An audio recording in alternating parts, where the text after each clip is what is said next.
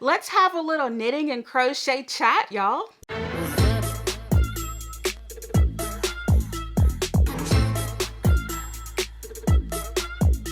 Hello everyone, Rochelle here, and I'm back to share some yarn goodness with you all today. But today I'm not alone. I am joined by Natalie of All Homesteading. Did I get that right? Yes, you did. Okay, Hi. perfect. All right, so today we're going to be talking about all kinds of super cool yarny stuff. Obviously, we both are working on something, and so what are you working on? I am working on the Halevik. It's a Swedish pattern. Halevik wrap crossbody cardigan kind of thing. Oh, cool. So I'm just on the sleeves at the Very moment. cool. That's awesome. I like the trimming around the collar, I think. Oh yeah, it's just an I-cord trim. Ah, Uh, nice, nice. yeah. Oh, I very. wasn't too happy with how it came out. It's a mosaic pattern. I wasn't too happy with it because I felt like, yeah, I have issues with it. But I thought I'm gonna finish it and then we'll see how it goes once it's done. Gotcha. And what are you wearing? Because it's beautiful. Oh, this is the Sadotna Oh, yeah. sweater. I've forgotten who it's by. That's a popular Um, one. Is it Caitlin? Maybe it's Caitlin Hunter. It's Hunter, either, yes. yeah, I think it is Caitlin Hunter, the Sadotna. Actually, I'm knitting with the same yarn that I used for this Oh, portion. I see it. So yeah. Oh, very cool. Well, I am crocheting because I have already finished my last knitting project. So when Natalie first approached me or sent me the email, I was like, oh great, I want you to be done with my Tolsta. We can just knit and yeah, I don't know. I don't know. Maybe I'm just knitting faster nowadays. Anyway, Yeah, that was when was that? That was like maybe a month ago or so, yeah, I three don't weeks know. ago. Yeah, Look, something like that. I It was have in been on June bed sometime. rest. Yeah, I've been on bed rest most of this month, so I Yeah. had a lot of time. But yeah, Yeah. sneak peek. But anyway, eventually I will make a video about this. But anyway, today I am crocheting, and I am crocheting the No Sew Comfort Tee designed by Ashley Rivas. And so this is what I'm working on, and I am wearing a knitted object, and this is the Anchor Summer Shirt by Petite Knit, and I am using Drops Merino, and yeah, that's what I'm using. I didn't say the yarn for this one. This is Drops Daisy, and this is a Okay. non-superwash yarn. So, yay! What weight So is yeah, that? Is that a DK? this is a Uh, DK. Yeah. okay. So I work with non-superwash and superwash, knitting and crocheting. I just go back and Mix forth. and match. Yeah, I like yeah. the fact that you always have. I can never not tell. I can never predict what yarn you're going to be working with because you really do like use such a variety of yarns, which is cool. Yeah, I'm one of those people like I don't believe that crocheters can only use a certain yarn and knitters can only use a certain yarn. And I know that there's something with like a Z twist and an S twist that makes it better for one craft Mm, or the other. But as someone who grew up crocheting and I only learned knitting about 8 years ago, maybe. Um, but as a crocheter, I always kind of grew up believing that we could only crochet with certain yarn, not the good okay. yarn, the cheaper yarn. And that's so wrong. That is so wrong. But anyway, so that's why it's important for me. Like if you want to crochet with non-superwash wool, go for it. If you want to knit with whatever, just whatever you want to use. Yeah, The craft shouldn't determine the quality of the yarn that for you use. sure. So anyway, that's my soapbox on that. No, we, but it's so true. yeah, It is yeah, true. that's kind of like one of my pet peeves that bugs me. Like, no, we have to get out of that mind frame.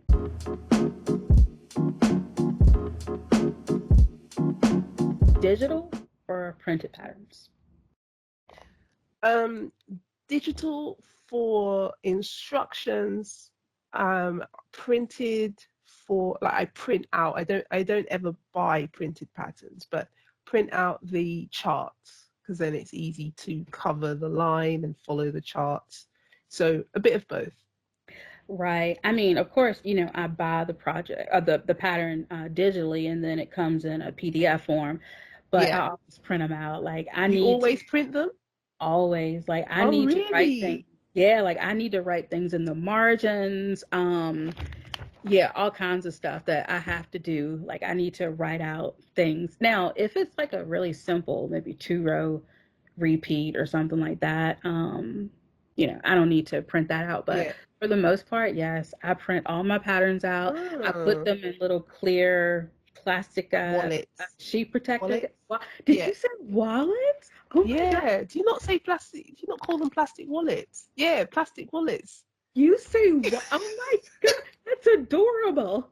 What do you what do you call them? It's a plastic sheet protector. Oh, no, we don't say that. We say plastic wallet.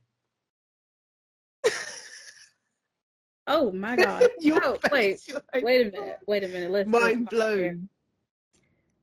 So the thing that you keep in your pocket, you keep your money in. What do you Yeah, call that? that's okay. Men have wallets and Yeah, women have purses. We call those purses for right, women, like coin, like a coin purse.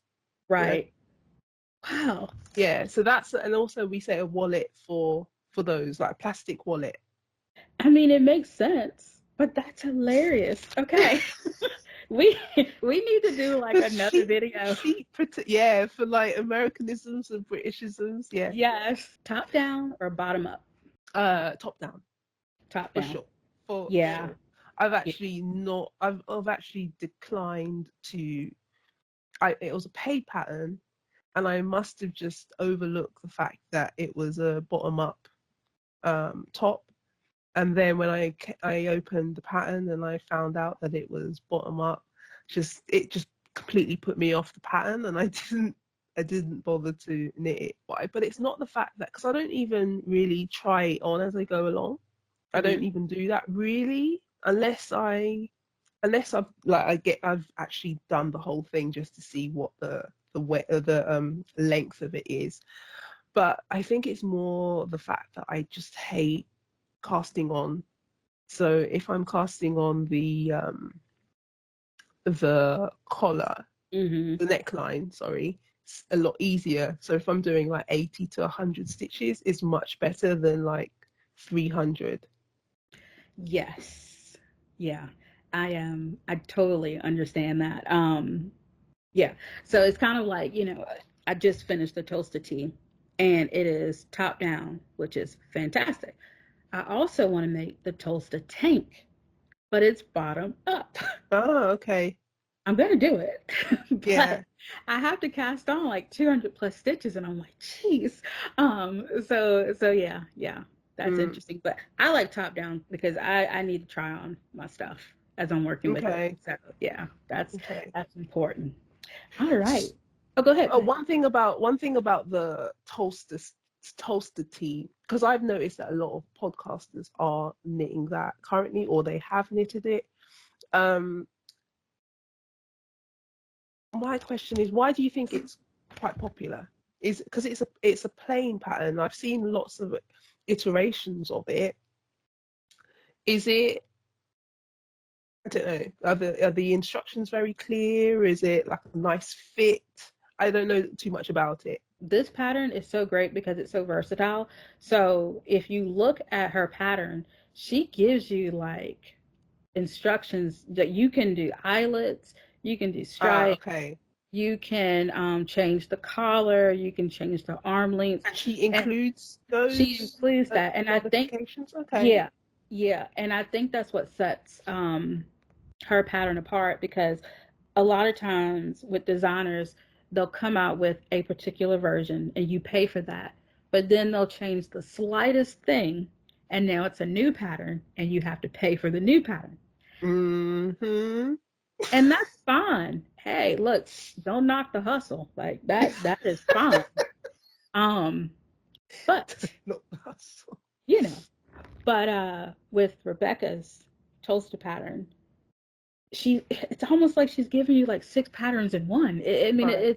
it's amazing, and it's so versatile. You can, Okay. I mean, she even did a version, I think, with the toasted tank, where you can make like a vest out of it. So now not only are you getting a tank top, but you're also getting a vest pattern, and it's in the same pattern. And Mm.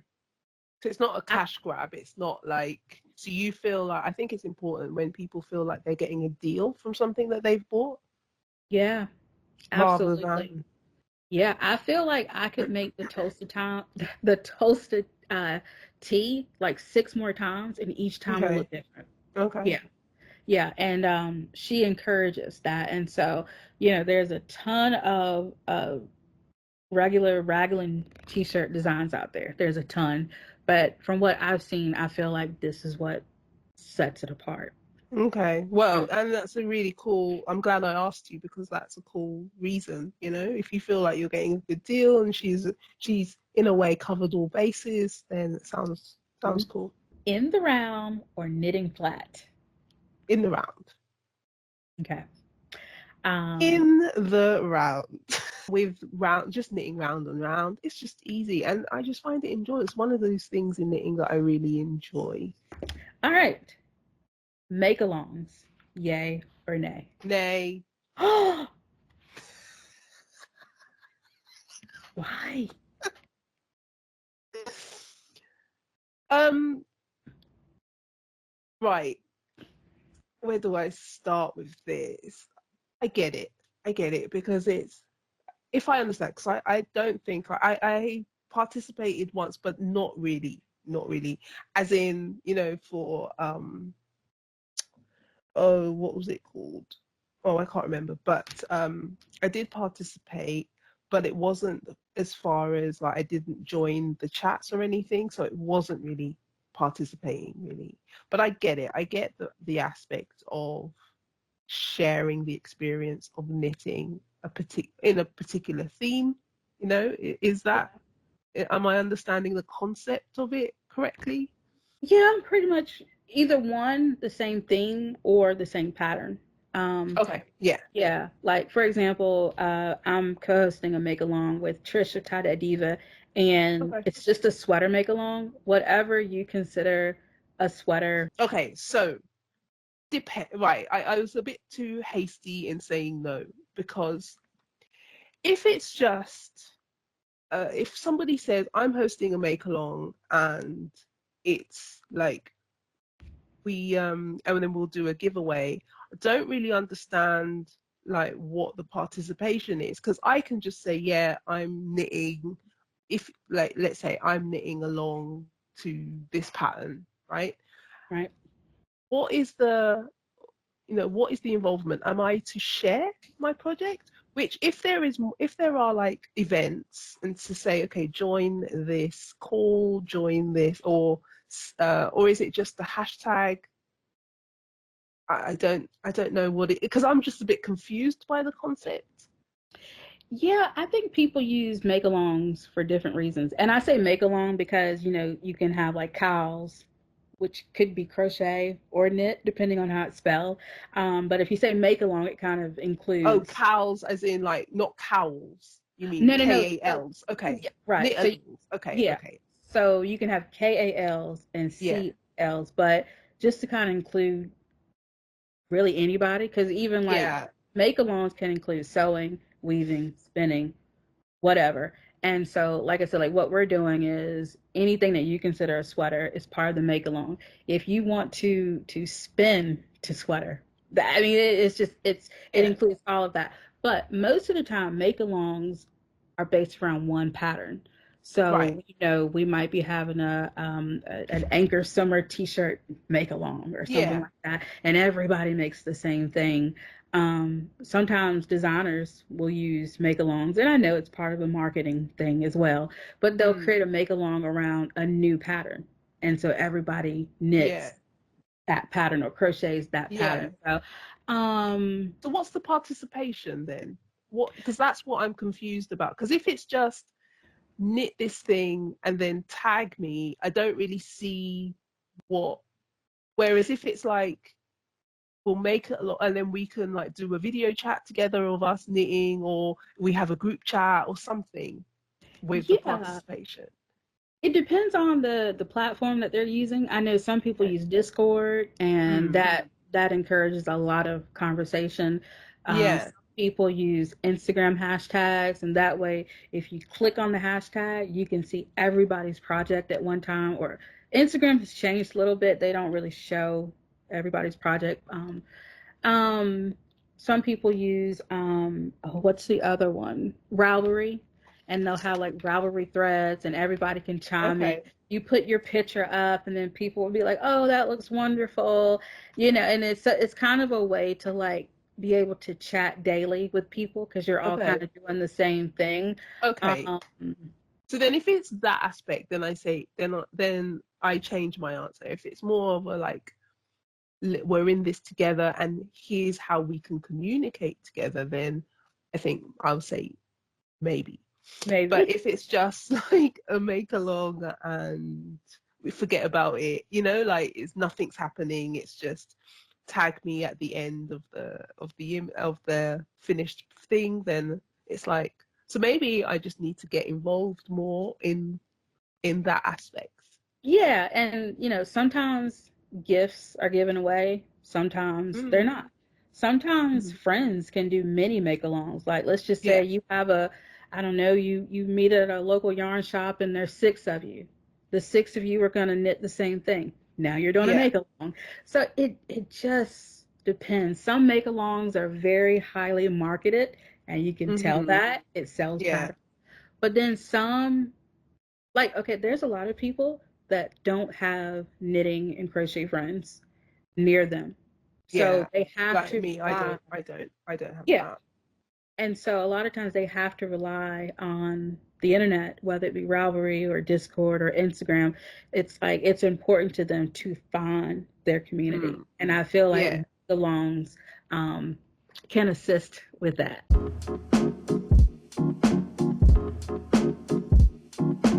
Do you crochet? Why or why not? I don't crochet. I can't actually. I can't crochet. I can do maybe like a chain if I need to for like knitting purposes. But yeah, I don't. Um yeah, I do prefer knitting, to be honest. Gotcha. Okay. Okay. I like both, of course, but Do you have a preference? hmm.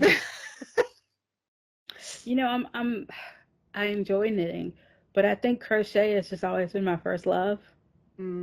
I Yeah, understand. I like both. I don't know, it's something about crochet just I don't know, I like the rhythm of it.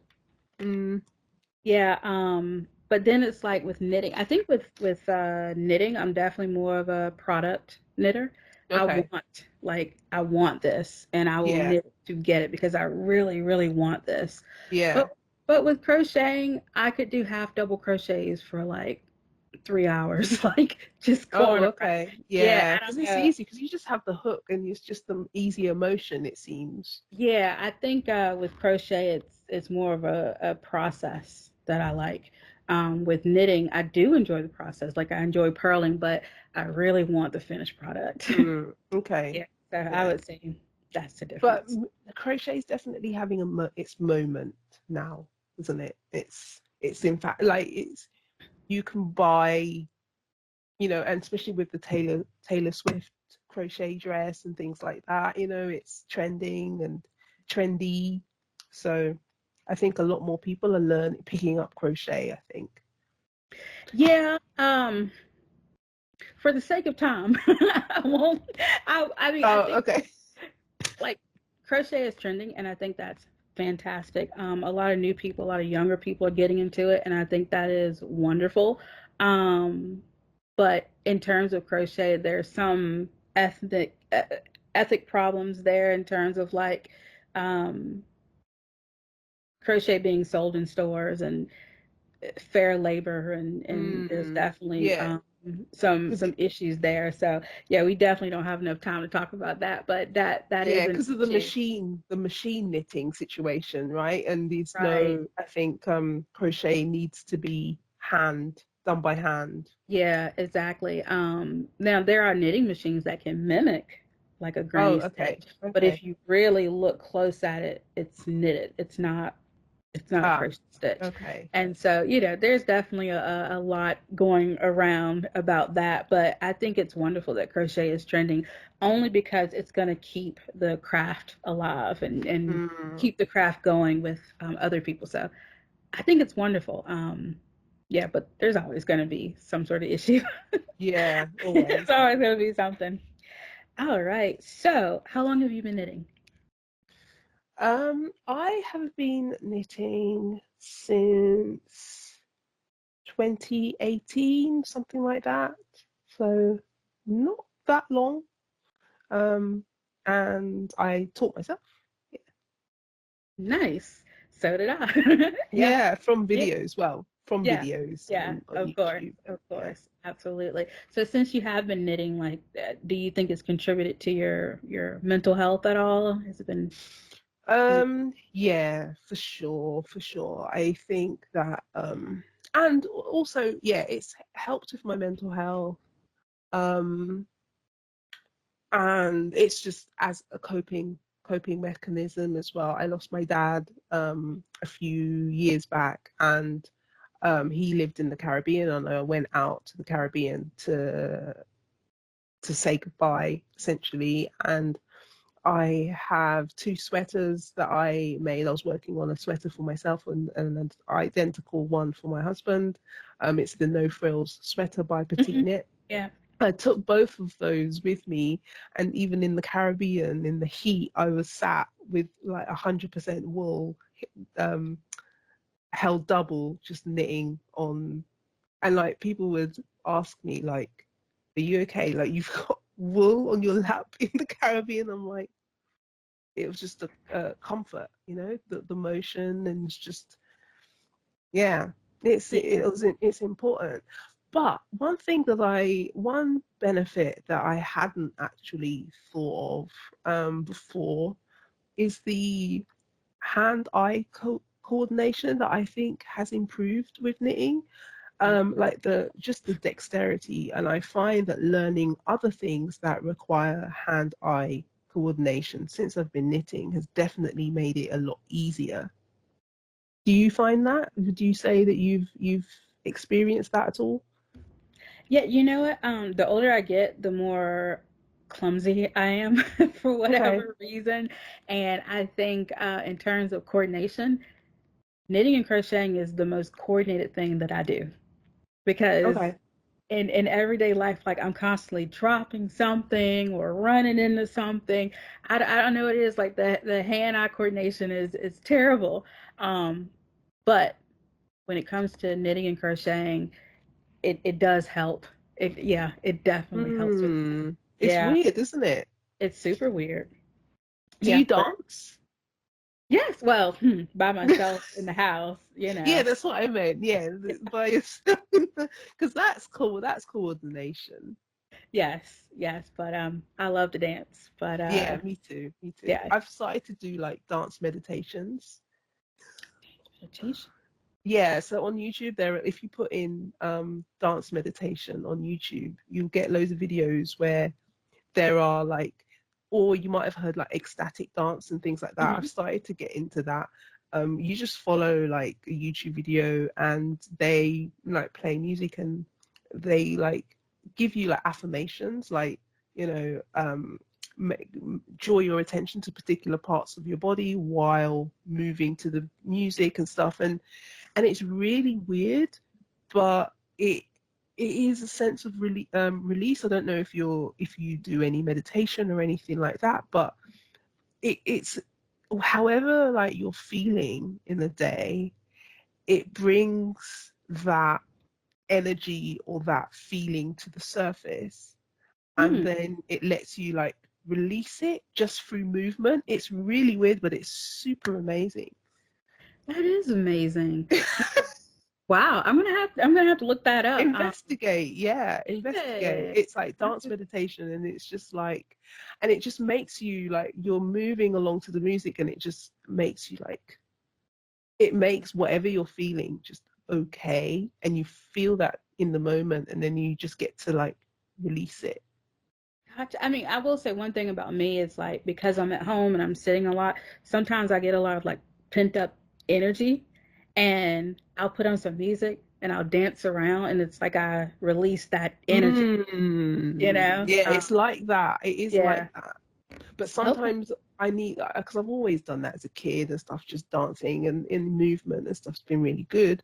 But having it structured like that to sort of, it really makes it more of a meditation. So, yeah. Gotcha.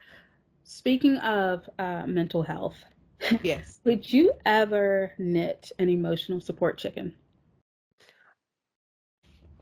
No. I've heard of it, but not really. No. Well, do people just use it as a toy kind of thing, as a prop that they can cuddle and stuff? What does it do? I have no idea, but emotional support chickens freak me out. Oh yeah, why? I don't know. Like, okay, I was raised on a farm and I had tons of chickens. And I don't know. Like, I used to clean up after a lot of chickens and it did not provide me emotional support. It was work. It Yeah, was work. Cause you like don't have that quite that I relationship with it. yeah, like I was raised like cleaning up after chickens and I fed chickens and I went and I got the eggs from the chickens. And Mm, so it's like I don't really know how much emotional support a stuffed chicken would bring me. yeah, I don't understand. I don't really. I haven't really heard of. Obviously, I've heard of it, but I don't. I haven't looked into what the purpose of. So, what if it was like an emotional support blanket or emotional support sheep or something like that? Would that be better? Is it like the association with the chicken? I don't know. I don't know what it is. I just I tell you, I don't know. Maybe if it was a different animal, maybe. I Mm, could say that maybe if it was a different animal, but I like looking at other people's. I just don't know if I do one for okay. myself. But I know they're really popular, and if they're bringing people joy, then make all the Yeah. chickens you want. But I'm just gonna look at everybody else's. Yeah, Yeah, for yeah, sure. for sure. All right, so this one is about content creation. What are your biggest challenges as a YouTuber? What are my biggest challenges as a YouTuber? Okay, so for me, obviously I'm a tiny, tiny channel, you know. Um, so I don't know whether I think I'm choosing to look at being a small creator as a benefit because I get these urges, like creative urges that I want to do one type of content or do something else. And because being a small creator means that I have the freedom to explore, to experiment with the kinds of videos that I put out. Um, yeah, uh, I guess the challenge there though is not disappointing the people who have come to expect a particular type of format and stuff like that. But at the end of the day, I have to just keep remembering because if I put out a video that doesn't get as many views as I would have liked, I just have to not care about that and just put out what I want, essentially. Yeah, I totally understand where you're coming from because when I started my channel, I was really only crocheting. And so I built a crochet audience. Mm, And when I switched to knitting or when I included knitting, I don't know for sure. I could be totally wrong, but I feel like I may have lost some of my crocheters. yeah, probably, yeah, because I Yeah, don't watch crochet content, so I'm sure it'll be the opposite as well, you know? exactly. And I started to notice I was like, okay, I'm losing my crocheters.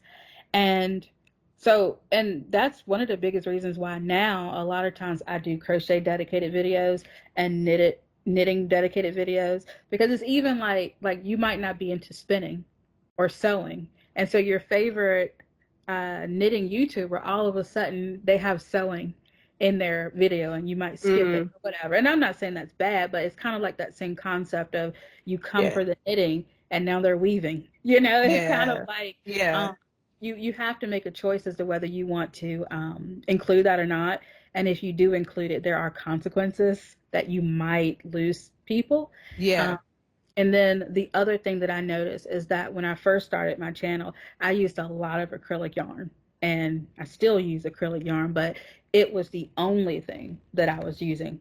And Mm-hmm. then I went to my very first local yarn shop and I discovered wool and silk and yak. And so then I started using those fibers, and I feel like I lost people Oh, that really? I kind of do. And Oh, I one wouldn't have. That's one thing I wouldn't have thought that would Yeah, have affected viewership, like what materials are used. That's yeah, interesting.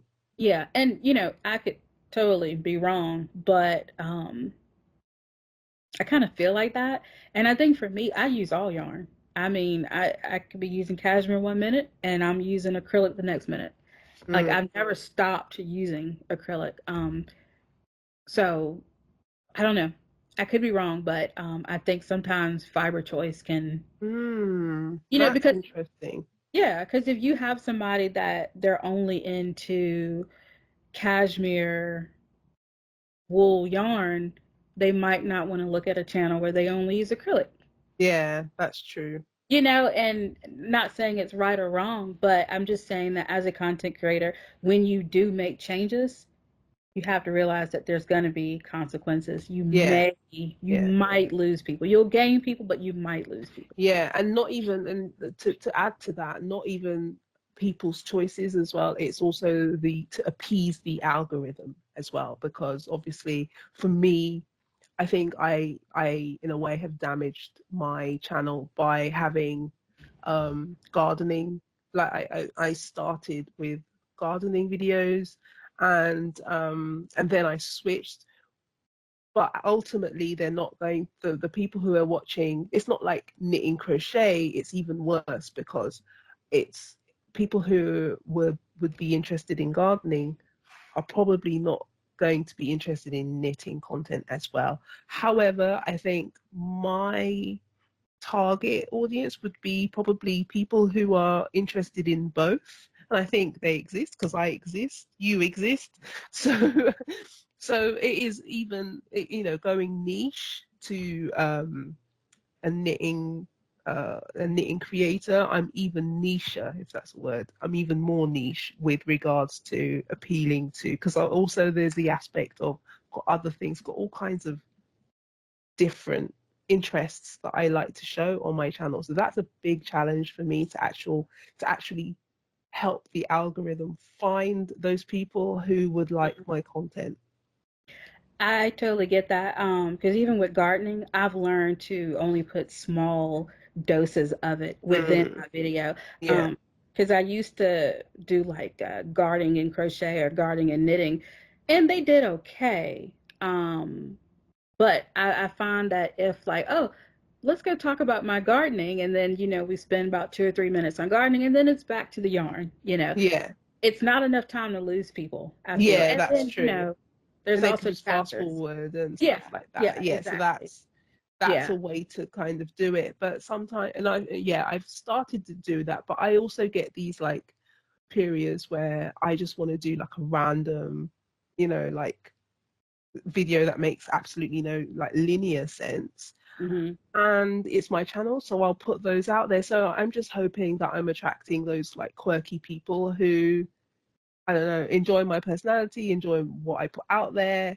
But obviously, I'm not going to be able to compete with people who just do knitting videos. Yeah, yeah, I get it because a lot of people are now including their favorite, like what they're reading, what they're watching in their knitting videos. I personally I like to read, I like to watch TV and stuff like that.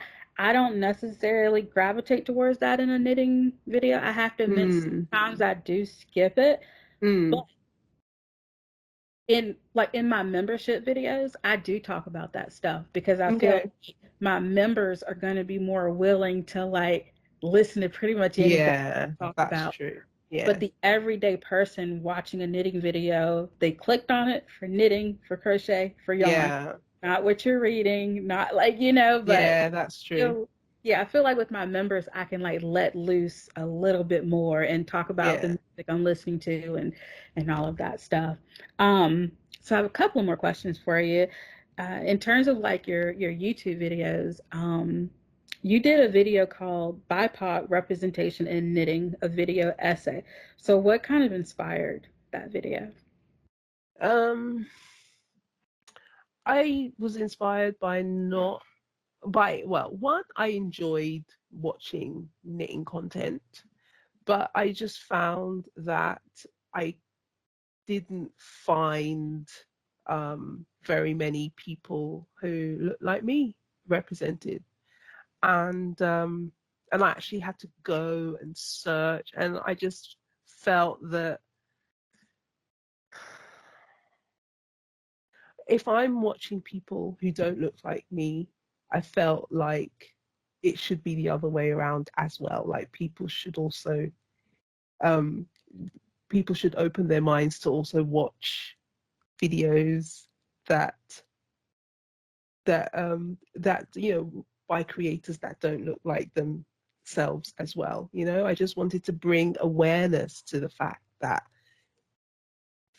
there are knitters that exist that are all kinds of cultures and shades and hues, and it's just a conversation that I wanted to start. I mean, I think that's great. Um, I will say one thing about your video. You mentioned that that black YouTubers like knitting, crochet, whatever, don't show up in the YouTube search page. Mm, And I was like, huh, let's do an experiment. So I went into my YouTube profile and I logged out because, of course, it's going to show me what I watch. yeah. So I logged out and I typed in the word knitting and I scrolled and I scrolled and I scrolled. And all I'm going to say is that you're not wrong. you know, Yeah, but um, that's what I did with I actually recorded the screen and showed that because people will deny this, but there is a bias in general. It doesn't matter who is controlling, um, like the algorithms are formatted by user, right? There, we understand that, right? So if I'm watching Batman videos, then the algorithm are going to keep showing me more Batman videos. We can't deny that. However, I think that we also need to understand that there is a bias in machine learning, in AI, in algorithms. There is a bias towards white faces. okay. But you know what? It's So kind of like, wait, sorry, yeah. just to expand on that, right? Right. So there is a bias. So with that bias, I think that people also need to acknowledge that if you are white, and I think it will take a lot more work on other people's part, on their part, to find those creators that are different to them, right? So no, don't just rely on what is shown by you. And I think that with that video, it kind of exposed other people to my content and to other people of color's content. So, you know, I'm happy about that. Right. So yeah. Um, so I'll tell you a secret. Um, I got caught up in the Google Analytics, and first of all, when I first started YouTube, monetization wasn't a thing. I started back Mm, in 2015. I had no idea about monetization at all. YouTube actually had to send me an email to let me know that I was in the partner program. Like I didn't even ask to be in the partner program. They put Yeah. me in it. And I was like, cool, you know. And but I think a lot of times people that come into YouTube now, they still have that monetization in their head. It might not be the sole reason why they start a channel, but Yeah. it's still like Yeah. you want to work towards the Yeah, it's a hours goal. or It's a goal to work, or a milestone, let's say, to work towards. yeah. But for me, I never had that because it didn't really exist when I Mm. started. Um, so I think because of that, I really wasn't aware of how thumbnails can make a big difference on Mm. what people click and what people don't click. Um, but I started to notice that I could make a video talking about the exact same patterns, and yet my video won't do as well. And I think when you constantly deal with that, at least for me, because I can be a self-conscious person, I started to think maybe there was something wrong with me. Mm. And I thought at one time, and I never did this, but I thought, you know what? What if I take my face out of the thumbnail? What if they don't know what I look like when they click on it? Because for me, the thumbnails was going to get me in. And so I thought, maybe people are judging me because there's like these thoughts that like like black folks don't knit, like I've even heard that black folks only crochet, they don't knit. Mm. Yeah, these are all of the things that I Yeah. wanted to address. Yeah. Yeah. And that affected me, and this was several years ago, and I shouldn't have let it happen, but it did affect me because I worked so hard on my videos, and then it's like people aren't viewing, and so I thought, okay, well, maybe if I don't show my face in the thumbnail, people won't judge me on how I look, and they'll just click the thumbnail, and then they'll see that it's me, and they're like, oh, great. It's kind of like you're not judging the video before you see it, Mm. because Mm. even I do it. I mean, I look at a thumbnail and I'm like, yeah, that might be a good video. Like, oh no, that's not good. Yeah. I mean, and even like non-yarn stuff, I'm like, that video is probably going to be really bad. The thumbnail is terrible. Like, I don't know if I want to watch that. Yeah. Um, but I was like, if I was doing that in non-knitting things, and um, maybe it would help my views if I didn't show my face. So what happened? I didn't do it because I felt like Um, you know what? I was like, you know what? I enjoy making thumbnails, and this is me, and either you choose to click on it or not. Um, Yeah. but the point is the fact that I even thought that is Yeah. problematic. Yeah. Um, That's where we're at. yeah, But imagine, sorry, you can watch the the YouTube analytics, right? Imagine if you didn't put your face on your thumbnail. If that was the case and they clicked on it, you would have seen the big drop. yes, So yes, so you either have it and they don't click, or you have it at the drop. Because people are going to do that, if people are yeah. going to judge, however. So Yeah, but that was incorrect thinking on my part. Like I do not suggest that. Like I do not suggest that at all. Regardless of what race you are, I think like like this is your face, this is your channel. Be proud of yeah. it. But my point is, if you start to see things that are a little not balanced, Mm. it can make you feel a little self-conscious. At least for me, Yeah. it made me feel like, well, maybe they're looking at me and saying that like, oh, I can't relate to her. So if I don't put my face on it, Well, that is an issue. That is an issue that people, but obviously a video is not going to change their bias. That's something that they have, that's ingrained. But there are people who have faceless channels, and maybe yeah, that is, and they use AI voices. So maybe that yeah, is the reason why, however they look, maybe they're the correct race, but they're the incorrect weight, or they feel like they're not conventionally attractive, or whatever it is, whatever their hang up hmm is, Those Yeah. hang-ups exist and they're valid, or their feelings are valid, not the hang-up is valid. But um, yeah, it's a tricky one. But I think these Mhm. conversations need to be had, and I'm glad that I did, because it seemed to have, it was something that I wrote from the heart. It was originally meant to be, well, it was an article, but the article was, well, the place that it was originally published, they scrapped the whole website, so it no longer exists. So I thought, I'm going to repurpose this, put a lot of thought into this content. So I'm going to make it into a video. So I'm glad I did. I have, lots of affirming messages about it. So it's not giving. I'm not going to take the credit of giving people of color a voice in knitting, but it seemed to resonate. And Yeah. I am not very good with articulating those thoughts, and I appreciate people like you who can just say how they feel.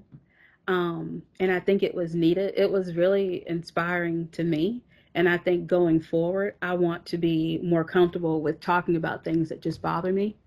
Um, mm, and I really do appreciate that video. Like I said, I've watched it like 3 times, because I really, really do appreciate it. And I think for me, it's gonna help me going forward to just like if something's bothering you, just say it, you know. yeah, And I think you don't have to like be yelling and cursing and all that stuff. There's a way to get your point across about how you feel about things without all of that extra anger. And I understand like sometimes you're gonna have to get angry, people do things, but just mm. the way you did it was just to me like so classy and so graceful on such a topic. And I don't know, I really appreciated it. Oh, So thank you. But it helped me to meet people like you, and I think that's what I needed as well. And I needed more variety. I needed to be shown a lot more variety, um, and people reaching out. And I met a lot of really cool creators, and people who I consider friends now from that video. So yeah, it's been a positive thing for me. yeah, because I grew up in the South with with racism around me and things that are triggering like that. I think for me as an adult, it is hard for me to talk about it. And so I appreciate people like you that can just like, this is the problem. This is how I feel.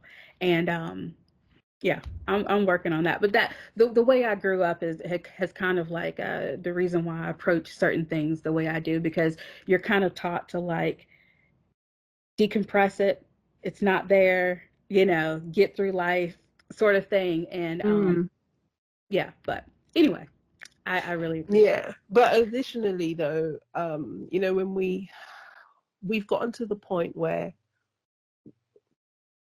we are also quite self-conscious about showing anger, like, oh, I don't want to be the angry black woman trope and things like that, and we're taught to be ashamed for that. But where sometimes things that happen, the only appropriate response is anger. And I think that there's no, like, anger shouldn't be shameful, but we're taught that as well, and that's wrong. Yeah, So when you've been taught something your entire life, like for me, I was taught not to get angry, to suppress it, to mm, I'm fine, and that's you know, dangerous. when Yeah. you're not. But that's how I was raised, and so now it's undoing that is the challenge for me. And so um, yeah, but yeah, so I'm really glad that you can speak out because it's a lot for me to learn. That's for sure. So yeah, good. Well, Good. we're all learning here, so yeah. So but I appreciate you saying that, and I'm happy to have this kind of conversation. Yeah. I don't have any answers. I just made something from the heart, and yeah, that's it. So that leads me to my very last question. How do you think the crafting and yarn community can improve? What would be a great improvement for everybody is just to be mindful that we are different, but what brings us together is our love of creation or fiber arts, um and we try to be as, I know it sounds a bit hooky, like woo woo, but try to be mindful that we're all different and accepting of each other, and go that extra mile to sort of uplift other other creators, other knitters, and because I feel also that there are people who are very who experience, let's say, success and things, but it's just quite individualistic. It's not really like more focused. It's all about taking from the community rather than contributing to a conversation or saying, I enjoyed this person's podcast, or like uplifting other other like maybe smaller creators and things like that. I think people are very sort of inwardly, what can I benefit from, you Right. know Right. and I think it could be improved if we include as Right. Yeah. many people as possible. Yeah. Yeah. What do you I, think? well, I mean, I totally get it. If you do have a bigger channel, um, perhaps you want to talk about, well, who else do you enjoy watching, or something like Mm, that. I mean, I don't think it like you have to do that, but if you are looking for a way to like help other people, maybe you can like, oh, well, I watched this video from such and such, go check her out, or something like that. yeah. I think that would be a way to help, to your point. Yeah. Yeah, for sure. Because in that video, I wanted to, in the representation video, I wanted to, I'm a tiny channel, so obviously I don't know how much it helped, but I wanted to name check some other creators of color in my video, and so, I've had other like European or American comments to say, thank you for like to write, thank you for naming some other creators. This video turned up on my feed. Thank you for naming. I'm gonna go and check them out, you know, Right. and Yeah. and So yeah. you helped spread the word. You did your part. No, but it's about like it's a community, and I think we should. I'm not just talking about people of color here. I'm talking about all kinds of creators, or just sharing the love. But I think in this day and age, we're a little bit too, how can I benefit, rather than sharing, because it's not, there is enough success for everybody. Oh, I like that. There is enough success for everybody. That is wonderful. Because sometimes we'd like, oh, they've taken it all. But Yeah. yeah, no, But we I think, oh, like they look at their subscribers. Oh, if that person has like, I don't know, like 20,000 subscribers, no one's going to subscribe to my channel. It's that, but it's like they can also, if they just don't know about you. exactly, exactly. Well, this was wonderful. Um, Thank you so much. Like I've never had topics like this on my channel before, and I think it's great. I really do. So just Okay. thank you so much. I really appreciate you It's been reaching out to fun. me. Oh Yes. yeah, it's been fun. I've been trying to sort of just, it's because I really like it, and I like to have lots of different things on my channel. It's just because I'm that sort of person. I'm a Libra, so I like a bit of balance. So yeah. Y'all, that was a lot of fun. Oh, I just enjoyed that so much. I want to thank Natalie for reaching out to me and asking me to do this interview. I mean, she was so easy to talk to. In fact, I probably like, I feel like I talk too much. I talked a lot, and so I felt so bad. I was like, oh gosh, she's gonna have to edit her side of the video, and I was just yep, yep, yep, yep, yep, yep. But she was just so easy to talk to and fun to talk to.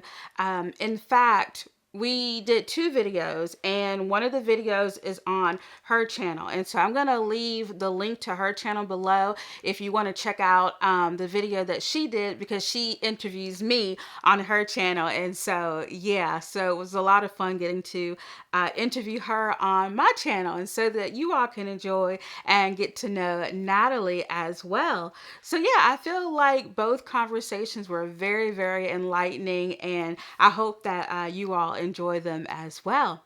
All right, so let me know what you worked on while watching, or did you just chill? You all know I love reading you all's comments. Also, I wanted to thank you for clicking that notification bell and subscribing. I really do appreciate it. And also, check out my YouTube community tab. I ask a lot of fun questions there, and I love reading you all's responses. They're really, really great. And if you would be interested in getting more bonus content, such as an extra video per month, an invite to the private Facebook group, and as well as invite to the community tab, the private community tab, definitely click that join button below. Each membership has, or each level has different perks. So go ahead and check that out. And also, I do have a Ravelry wish list if you want to purchase a pattern for me. I'd really appreciate it. And I have a community tab post as well, where if you have created a Ravelry wish list, you can drop the link to your Ravelry wish list as well. And that way we as a community can kind of maybe help each other out a little bit and see what kind of patterns we're looking at. And, you know, maybe you want to support someone else that's in our, you know, community. So yeah, definitely check that out if you want to. Thank you all so much for watching. And until next time, bye.